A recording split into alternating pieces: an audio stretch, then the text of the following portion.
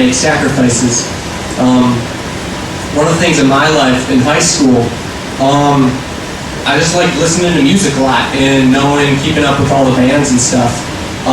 And God was like, well, why do you need to do that? That's not a big deal. Why do you care about that? So I was like, well, I guess that's a good point. It's taking up too much of my time, too much of my thoughts. So I just kind of stopped listening to the music I was listening to, not because it was bad, not because for any reason other than it was just taking up too much of my time and thoughts. So God expects us to make sacrifices in our lives, or change and prioritize our day and our time. We're moving on to point 3. You guys with us? What's point 1? Guys, for point 2. You guys are good. Number 3. The best time to love is now. You guys see? Alright, love keeps opportunity. I'm gonna share our story. So me and Steve are making a bullet point today, and he's like, what does Thieves mean? I don't get it. And I'm like, what are you talking about? What does Thieves mean? Okay, so he dictionary.com's it, and I'm not a good speller, so Thieves was H-E-A-D. So he's reading it, he's like, it said Thieves is the upper part of your body. I'm like, what? I'm like, that's not, I think I had to spell H-E-E-D, and I understood it in the sentence, I just didn't know the whole definition, alright? So give me a break, a little break. But I didn't catch that it was the word head when I typed it into it. I can't spell heat.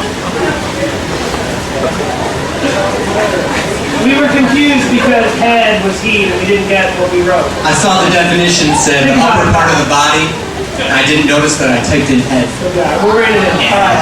I was like, this doesn't make sense. Think about it, you'll be alright. I thought about it.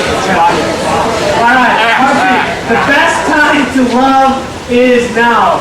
Love heeds opportunity. Right? To heed. Take action. To pay close attention. Pay close attention. Like a knight would say, heed my words, or else I'll, cut your arm off or something. I gotta stop talking to Eric, it's distracting me. Alright, let's look at Galatians 6:10. Therefore, as we have opportunity, let us do good to all people, especially to those who belong to the family of believers.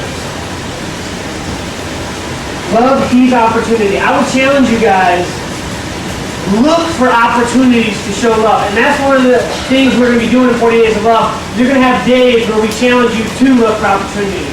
And when you know that day's coming up, pray about it. You would be surprised if you take time out of your day and you pray and say, God, give me an opportunity to show love to my classmates, to show love to my family, to my siblings, to my mom and dad. But be careful, because he will. And don't pray it not expecting it. Expect him to do it, and you better be ready. So when that time comes, you don't want to not have the words to say, or be afraid, or not be bold enough to take that opportunity. Alright? I found out over time, when God gives you those opportunities, when you don't attack them, when you don't jump on them, they kind of stop coming. He won't put you in that position. But if you are able to seek opportunities to love others, the more you're going to have them, the more you're going to be comfortable. And like I said, love is a skill. The better you are going to be at doing it. Okay? So love keeps opportunity. Alright, our next point is love isn't lazy. And it's really easy to come up with excuses to not do something.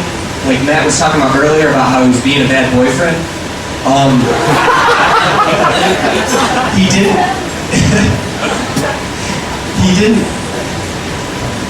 He was being lazy, I guess. I'm just going to go and say. He says he works all the morning, blah, blah, blah, doing whatever. But, I mean, it's so easy to make excuses for what we do. And sometimes it even makes sense to us. We're like, well, I don't want to feel weird, or I've already done too much. I've already loved too much this week, so I'm done. My check has been, and I'm all loved out. But, could you imagine, like, if they wrote a Bible about us? It'd be like, all right, the disciples got up today, Went to school, came home, played video games for 4 hours, and then said their good night prayer, and that was it. So love is not lazy, is what I'm trying to stress. That's our point. So Love does not, hold on, don't put it up there. Anyone? Well, these are all true. Love does not die. Love does not procrastinate. Oh, 4 syllables. Take that one. Love does not procrastinate. Let's look at Proverbs 3:27-28. Do not withhold good from those who deserve it. When it is in your power to act, do not say to your neighbor, come back later, I'll give it to you tomorrow, when you know you have it with you. This is the way I kind of look at this idea. And this is kind of going back to when I had the opportunity and I procrastinated. By that time, now she's not in the hospital, so I can't even go use that opportunity because I procrastinated too long. If you find yourself justifying, like Steve said, well, I work today, or I'm just too busy, I have homework. When you find yourself trying to make it okay or finding a reason why not to do something, that's when you know you probably should be doing it. You know, there's no reason to ever need to justify and procrastinate, okay? I would challenge you guys, when you see that opportunity, jump on it, because the longer you wait, the harder it is to do. And does that make sense? Let's go over that. The best time to love is now. Can we go back one? We gotta say this with me. Love keeps. Love isn't lazy. And love doesn't Procrastinate.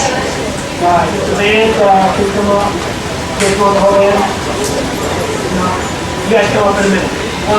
Like I was telling you guys earlier, we have 40 days of love planned out, and we have different assignments that you guys are going to be able to do, and you're going to be getting a bag right now that has your weekly assignments in it, but your first assignment starts right now. What we want you guys to do, and we waited to the end so you can hear and learn about love a little bit, but we'd like you guys, you're going to get a little stationery. If you don't have a pen or pencil, make sure you get that. What we'd like you to do is write a love letter to God. Spend a few minutes in prayer. If you need to get a loan, go ahead and get a loan, but this is a serious moment. I really believe that this is one of these series that's really going to change our youth ministry and really change our hearts. If we can really grasp this concept of love and loving people, that is when our doors are going to burst open. That's when we're not going to be able to contain the people we have inside our doors. And some of you might be thinking like, no, I'm not really a writer, that's kind of lame. Just think of it as practice for your Valentine's Day gift on Saturday.